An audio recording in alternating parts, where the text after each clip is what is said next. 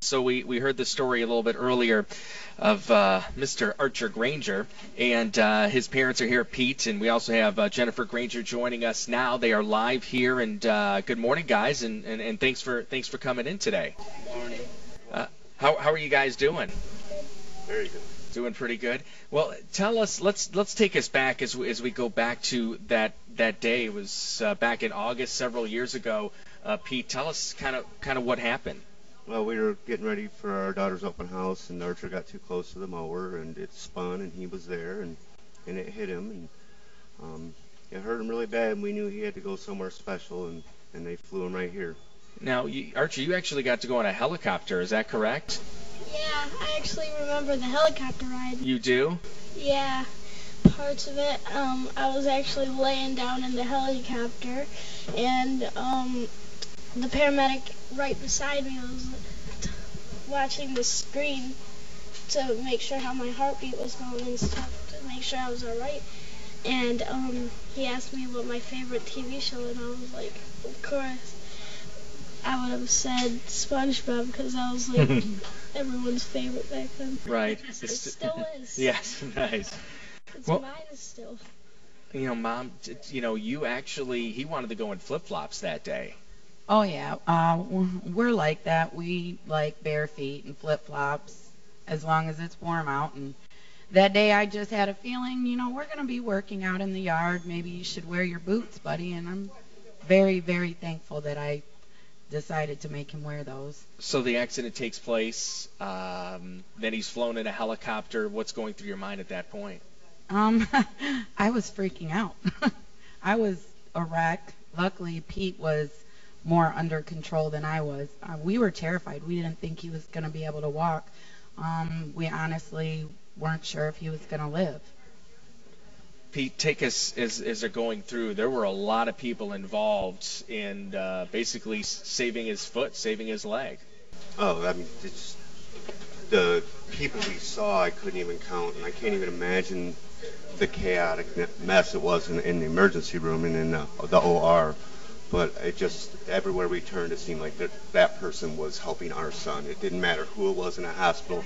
They were directing their attention directly to our son at that point. And we knew the minute we got here that this was where we belonged. Now, did you know about Hurley before you got here? Nope. I've heard commercials or whatnot, but had never had any experience of it. And that's one thing people, I think, and I'm guilty of it, taking for granted a hospital like this, and you don't even think about needing it until it's here. And then when you get here, you don't realize even little things like these toys, where it comes from. It has to come from the people that give the money, and that's what we need you people for, because as a parent, having that little toy in my son's hand when they were changing his dressing meant the world. So, what would you like to say to the surgeons, nurses that helped Archer? Well, thank you not only for our son and giving him his life back, but for every other parent out there, that they've helped their children. I mean, these people, they don't rest. They never rest. It's all about the kids all the time here. And Pete, was there ever that moment that went through that you might lose Archer? I think, yeah, but you just didn't want to think about it. Well, he's here today, and Archer, how old are you now? 10. You're 10? So you got to skip school today? Yeah, I played hooky. Nice. Kid. It's for a good reason. Yes, it is for a good reason. So what do you like doing now? I like playing baseball, basketball, football, just regular kid, soccer. I like playing with my friends like Josh, Jack, and Harley. They're really good friends, and they've been through everything in school. They have been by my side the whole way. Actually, Harley was there in preschool. Really? How tough was it once you had the surgeries done to kind of get back to full strength? With the help of doctors, it was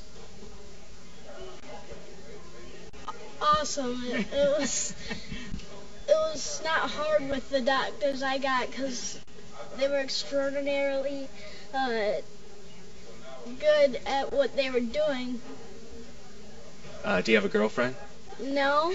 Do you want one? No. Okay, just wondering. please call now. Archer, you want to give them the phone number?